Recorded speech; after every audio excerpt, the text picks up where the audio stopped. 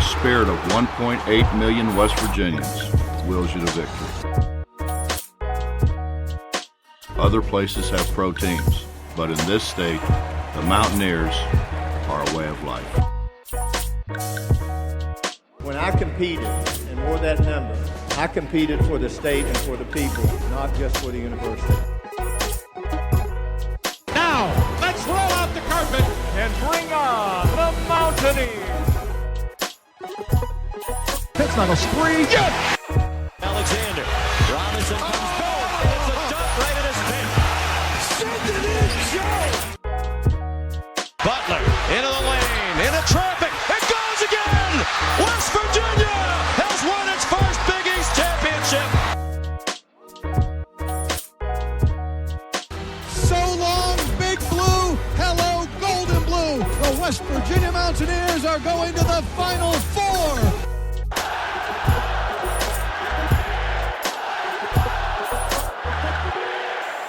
And now, the show brought to you by Mountaineer fans, for Mountaineer fans, the Country Roads Webcast.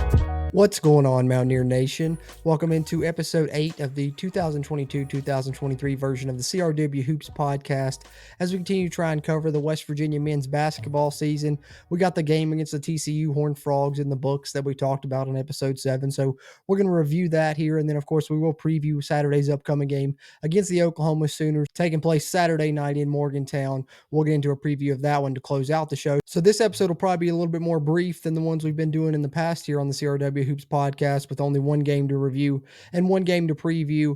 But unfortunately at this time, West Virginia sits at 13-9 and 2-7 in the conference following that game against TCU, as unfortunately, as you all know, they were not able to come out on the winning side of. But we'll get into a discussion of maybe why, look at the numbers a little bit, and kind of give my thoughts on that game before we get into the preview of the game against Oklahoma, and one scheduling note prior to that preview as well. But with no further ado, let's get into it. Let's talk about the West Virginia Mountaineers game against the TCU Horned Frogs in the most recent game of the West Virginia men's basketball season that took place this past Tuesday night, as we unfortunately saw West Virginia begin February with an all too familiar road loss in the Big 12 Conference, something that's becoming a bit of a trend now for West Virginia, not only this year but in recent seasons. Got to be able to get a road win here later on in the season as we continue to progress here. But having said that, let's take a look at that road contest and dive in on the numbers a little bit and try and find out just what happened in that loss to TCU.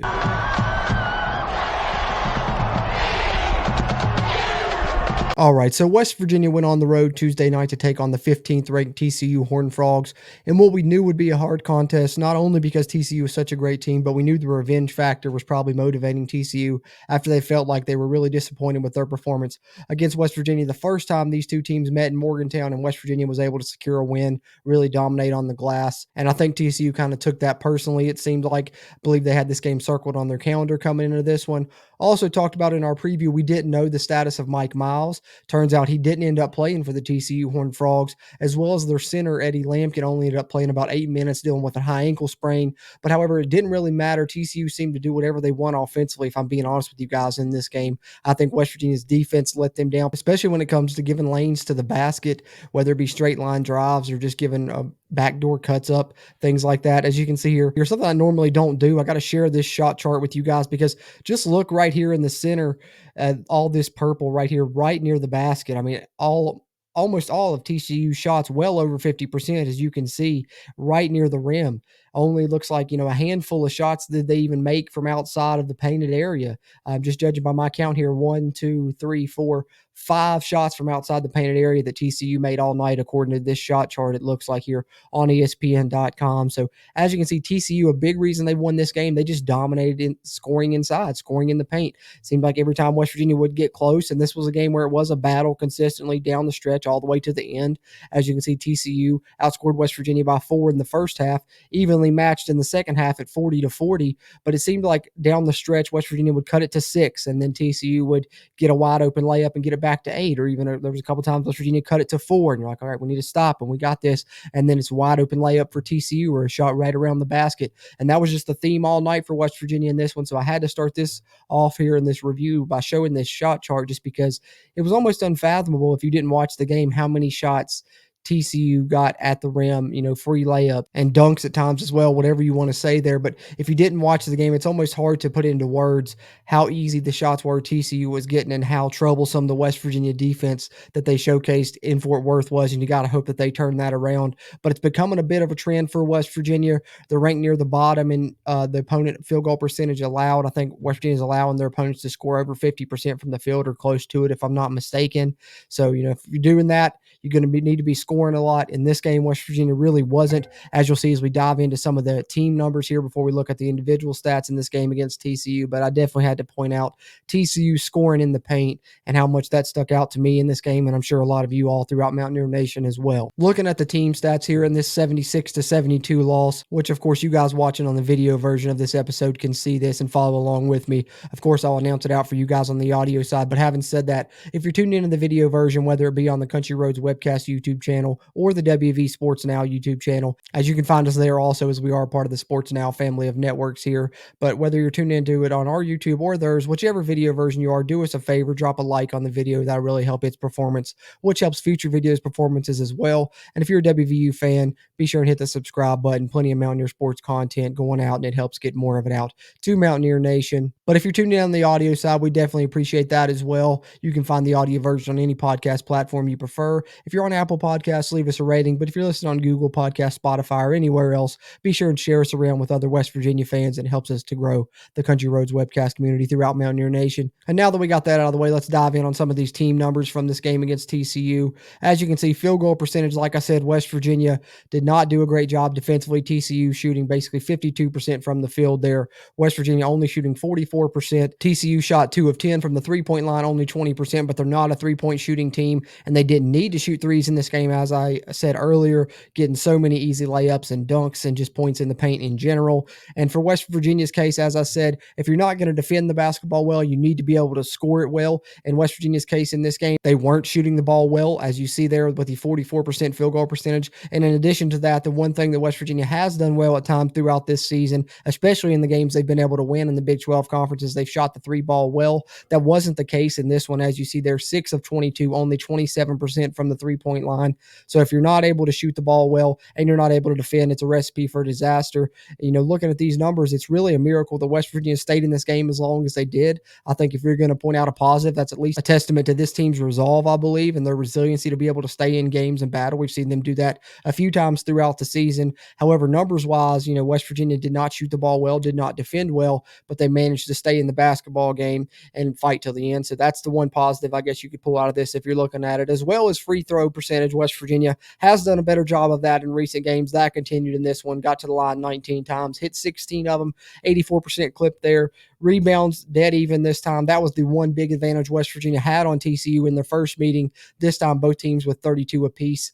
West Virginia did not turn the Horned Frogs over either. Like I said earlier, just not a good game defensively for West Virginia. That's another sign of that, as well as they only forced TCU into 7 turnovers, but the Mountaineers commit 10 themselves. So still turning the ball over a bit too much, West Virginia is, although that number is down from what it had been, a few games ago at least. So I guess you can point that out. But overall, just looking at the numbers, you can pretty much see why TCU won the game. And I think that combined with the shot chart I showed you guys earlier and talking about TCU scoring in the paint, of course, those were the big reasons why the Horned Frogs were able to secure this victory overall, in my opinion. Let's take a look at some individual numbers here. As you can see for West Virginia, Trey Mitchell did have a bit of a bounce back game, and I think that was much needed for him. Finished up with 15.6 rebounds, 4 assists. Emmett Matthews did end up with 10 points, 2 rebounds, 2 assists, but I think, like a lot of you guys, I feel like Emmett's just not the same since that knee injury. He did have a nice dunk in the game at one point, but we're not getting that aggressive Emmett as much, and it just seems like he's not as willing to attack, and I think it's maybe just because he's not 100% out there. That's what I'm going to believe, but he certainly just doesn't seem like himself in recent games, so hopefully he's able to come back around, because as I've said, if West Virginia is going to get these wins that they need down the stretch, they're going to need all their complete firepower, going all together at once. And so hopefully getting Emmett back healthy and back to the way we saw him earlier in the season would be a big advantage for West Virginia. Eric Stevenson did finish with 17 points, 4 assists, and 3 rebounds. So a pretty good game for him overall, if you're just looking at the numbers anyway. But when you dive in here looking at the field goals and the 3-point attempts, he certainly struggled from the field shooting wise. He was 4-4 from the free throw line, but from the field, 6 of 17 overall and 1 of 6 from the 3-point line. As I said, West Virginia just really struggled from the 3-point line as a team in general in this game. Keedy Johnson had an off night, 2 points only for him, 0 of 1 from the three-point line. Both of his points actually coming at the free throw line as he was 0 of 3 from the field. Joe Toussaint had to step up a little bit more off the bench because of that. He ended up getting more minutes than Kedrian Johnson, outpacing him 25 minutes to 18. Pretty good game for Joe, 12 points, 5 rebounds, 2 assists, and he was 50% from the field for West Virginia at 4 of 8. The bad news is that the rest of West Virginia's bench didn't really contribute in this game. You know, we saw a couple games ago that they were really a spark for West Virginia that helped them to get that win over Texas Tech. However, in this game, West Virginia certainly didn't really have the ability to rely on their bench as they have throughout the season as much. As I said, Joe Toussaint had a good game. Seth Wilson didn't play bad himself, had 6 points, hit a couple of threes, but your big men, I think in particular, really, had a bit of a down game, especially Okonkwo. He was on such of a high streak coming into this game against TCU, and I think TCU's backup big man that had to step up in place of the injured Lampkin really had his way at times with Okonkwo. I know the dunk on Okonkwo stands out. Looked like we may have been getting another block from Okonkwo, but instead ends up, getting a little bit put on a poster there. However, he did end up with 1 block in the game at least, but only 1 point and 2 rebounds for him. Waggy had a better game than he has had recently, though. Do got to shout that out, especially for him on the boards as he finished up with 6 rebounds and 3 points. But Jimmy Bell, unfortunately, did not have a great night for West Virginia. I think maybe TCU had him circled. We knew he had the huge night when the Mountaineers were able to beat the Horned Frogs. And I think Lampkin, even though he was injured, still wanted to get a chance to play because of that probably. He probably took that personally a little bit. So they really made it a point to try and shut down Jimmy. And unfortunately, he ended up with 4 turnovers in the game, only 4 points and 3 rebounds. So a bit of a mixed bag for West Virginia when you're looking at the individual numbers. As far as TCU is concerned, like I said, Cork really stood out replacing Lampkin. He had the dunk on Okonkwo that I mentioned and a couple other nice dunks as well, and had some nice blocks down low. It was a nice rim protector for them. He finished with 15 and 4 for TCU. And then Wells, who got to start in place of Mike Miles, of course, ends up going off for 16 points and 7 of 10 from the field, including 1 of 3 from three-point range. But the TCU player that really impressed me the most, I think, was Ball, the guard there. His vision was really impressive to me. Ended up with a double-double on the night, 16 points and 10 assists, and some of the passes he was making were really great. And it was really picking apart the West Virginia defense, if I'm being honest with you. He contributed a lot of assists on those passes into the lane that gave TCU easy layups, back cuts, things that West Virginia just was not stopping. And Bob Huggins said, they knew they were coming. They just didn't stop them. But I thought Ball had a great game for TCU, really is a good point guard. And I think TCU really has a solid team, as you can see here, still able to get a win without 2 of their starters, essentially. I know Lampkin did play 8 minutes and give them a little bit of a spark at times, 2 points and 2 assists in those short few minutes that he was able to play. But without Mike Miles, one of the better players in the country, one of the best players in the Big 12 Conference, the Big 12 preseason player of the year, and you're still able to find a way to win, I think that's big when you have other guys step up if you're TCU.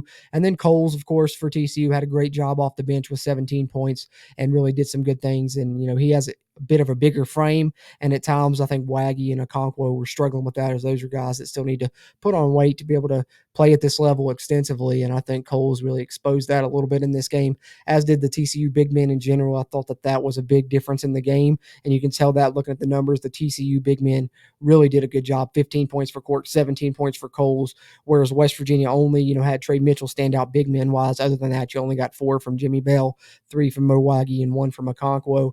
So I think the TCU bigs did a great job, and I think the TCU guards outplayed the West Virginia guards as well. I said Keedy Johnson struggled. Joe Toussaint didn't necessarily have a bad game, but when you look at Ball for TCU and Wells as well, both of those guys really had standout performances, especially Wells stepping up and scoring 16. He's a guy that doesn't really contribute a lot for them scoring-wise in general. He's had a couple good games throughout the season. I believe he had one against Kansas as well, but I thought the TCU guard play and big men really outperformed West Virginia, and that kind of shows a little bit when you're looking at these individual numbers. But ultimately, it ends in a loss for West Virginia, 76-72 down the stretch to drop West Virginia to 13-9 overall and 2-7 in the Big 12 Conference. I know after the game there was a bit of a spat there. I believe what was reported was that it turned out somebody was pointing at Jimmy Bell's mother, and obviously he took that personally, and I don't blame him. I'm sure we all would if it was our mothers in that situation as well, especially when you're coming off of a game where your adrenaline's already running. Unfortunately, in my case, I'd actually turned the game off by that point, so I didn't get to see that skirmish, so I can't really report on it too much, but I'm definitely believe that's a subject that's come out after this one, was the almost dust up after the game and Jimmy Bell having to be held back a little bit. Of course, when you have a off game and you're frustrated already, that certainly can play a part as well. But I definitely don't hold anything against Jimmy Bell for that. As Huggins said in the post game, he's a good kid. Yeah, Jimmy Bell seems like a great guy, and we all are fans of him. And of course, if it was our mothers, I'm sure we wouldn't react much differently there. But definitely wanted to mention that. I'm sure that's something that's come up a lot after this game, but I don't think there's anything of it, and I don't make anything of it either moving forward for West Virginia. But West Virginia just needs to get wins and get them right away in short order if they're going to have a chance to get on that bubble and maybe have a shot at making the NCAA tournament starting this Saturday against Oklahoma. So let's take a look and preview that game. But before we do, there is a bit of a programming note in regards to that game. Let me share this with you guys real quick. All right, so this was actually released earlier today, the day that I'm recording this. TV network being altered for the Oklahoma men's basketball game. Of course, this coming the official press release here from the WVUsports.com site there. The West Virginia men's basketball game against Oklahoma on Saturday, still tipping off at 8 p.m., but it will begin on ESPN News before switching to ESPN2. The reason due to the programming changes you can see here is ESPN2 is now televising the Los Angeles Lakers and New Orleans Pelicans game at 6 p.m. LeBron is chasing the NBA career all-time scoring record, so I guess they're going to continue to televise his games until he reaches that and crosses that threshold. So having said that, it will be on ESPN2 at 6, so it will obviously run over the 8 o'clock start time of West Virginia and Oklahoma's game. So if you're watching this game on TV, you will have to start watching it on ESPN News, and then once the Lakers and Pelicans game concludes, it will switch over to ESPN2, the original network it was planned to air on.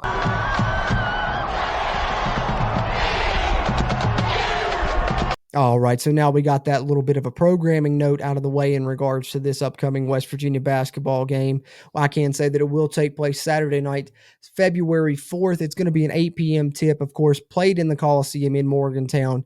13-9 West Virginia, also 2-7 in the Big 12 Conference, taking on Oklahoma, who is 12-10. And also is 2-7 in the Big 12 Conference themselves.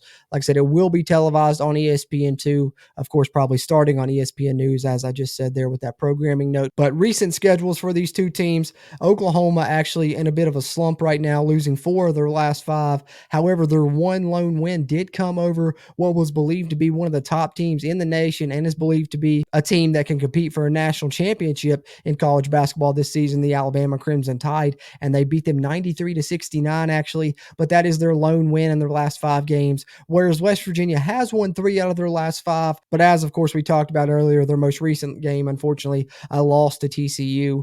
But looking at the team statistics and how these teams match up, we know that Oklahoma plays at a bit slower pace than anyone else. They play a little bit more of a fundamental style, so their points per game are down, but they are very good defensively as well. Oklahoma only averaging 68 points a game compared to West Virginia's 77. Oklahoma giving up 65 points a game, West Virginia giving up 70. Oklahoma shoots 48% from the field compared to West Virginia's 46. West Virginia's pulling down 34 rebounds a game, Oklahoma pulling down 32. Both teams right at 13.5 assists and 3 blocks each, and Oklahoma averages 5.5 steals a game compared to West Virginia's 6. Individual standouts for these teams, of course, you got the Groves brothers at Oklahoma. Tanner Groves leads the team in rebounds as he's pulling down 7.4 per game. And Grant Sherfield, we've talked about him in our first matchup with Oklahoma, of course, very talented. Their leading scorer also leads them in assists, 17 points a game, 3 assists per game. For West Virginia, Eric Stevenson, of course, the leading scorer, 14 points a game, 6 rebounds a game for Jimmy Bell, 3 on offense and 3 on defense, and 3 assists a game for Keedy Johnson to lead the Mountaineers. ESPN actually has a little bit of faith in West Virginia, it appears here on their matchup predictor, 85% chance for West Virginia to win they're given here versus only a 15% chance for Oklahoma. I know I've been optimistic throughout the season on this one. Last game, I predicted a loss to TCU. Unfortunately, I was correct there. I think West Virginia, we know, is a different team at home. The Coliseum is a huge advantage for the Mountaineers, but they've struggled against Oklahoma in recent years. I don't think they've beat the Sooners since 2019, if I'm not mistaken. So, they're due for a win, I guess you could say. I just don't know exactly where West Virginia's head's at right now. Hopefully it's in a good spot, but I know that loss to TCU was a bit of a letdown because I think a lot of people feel like West Virginia should have won that game with the injuries TCU was dealing with, and West Virginia really is going to have to steal one on the road here in these final 9 games, probably going to have to steal at least one conference road victory there. West Virginia, if you're looking at it, I know we talked about it in the last episode here, but 9 games remaining now. West Virginia is going to have to at least have a winning record over those 9 games, at least go 5-4 to be even have a chance to be on the bubble. You would like to go 6-3 over those 9 games, and you would probably have a better chance of getting to the tournament. But if you want to have any shot at all, I think you got to go 5-4 over these last 9 games.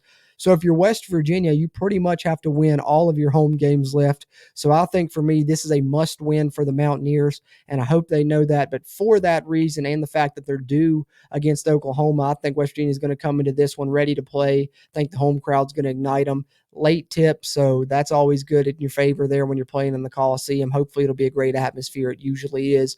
But I think West Virginia finds a way to finally get a victory over Oklahoma in conference, and West Virginia's, keeps their little light at the end of the tunnel. They're still shining ever so slightly when it comes to reaching the NCAA tournament, as we want to see the Mountaineers do. They need to continue to pick up wins. They're going to have to get these home wins and finish strong out of these final 9 games of the season. Hopefully they're able to secure the first of those home wins here Saturday against Oklahoma. As for my prediction, I think that they do it. I'm going to say a 3 to 4 point West Virginia victory over the Oklahoma Sooners, finally beating the Sooners and snapping that losing streak that West Virginia has against them when it comes to playing them in basketball, as they've struggled against them here in recent years. So hopefully I'm correct there. We'll see what happens come Saturday night, but West Virginia definitely in desperate need of a win. Certainly a must win if you're asking me. So I'll be tuned in, cheering the Mountaineers on, as I'm sure you all will as well throughout Mountaineer Nation.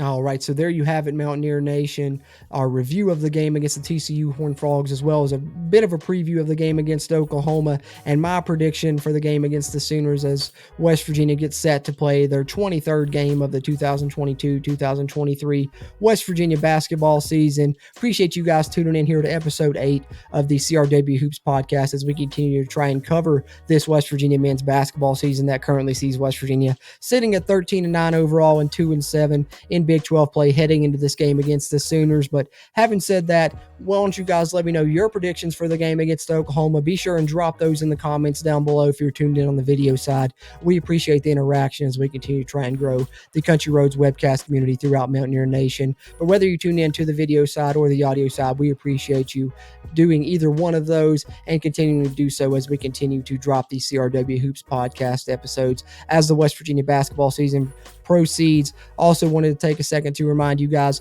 we did release a football off-season podcast this week as well, so be sure and check that out. Find it in your audio feed if you're tuning in the audio version, and of course just check the playlists on the Country Roads Webcast YouTube channel. You can find it there, as well as some other WVU sports news updates that have been dropping on the YouTube channel as well. So plenty of content from us here at the Country Roads Webcast, and it will continue to come as basketball season progresses and football season inches closer to kicking off. But that being said, that will pretty much wrap us up here on episode 8 as we continue to cover the West Virginia men's basketball season here. Appreciate you guys for tuning in. As always, I'm Jordan Cruz, and until next time, let's go Mountaineers. If you really want to know, then come on, let's go.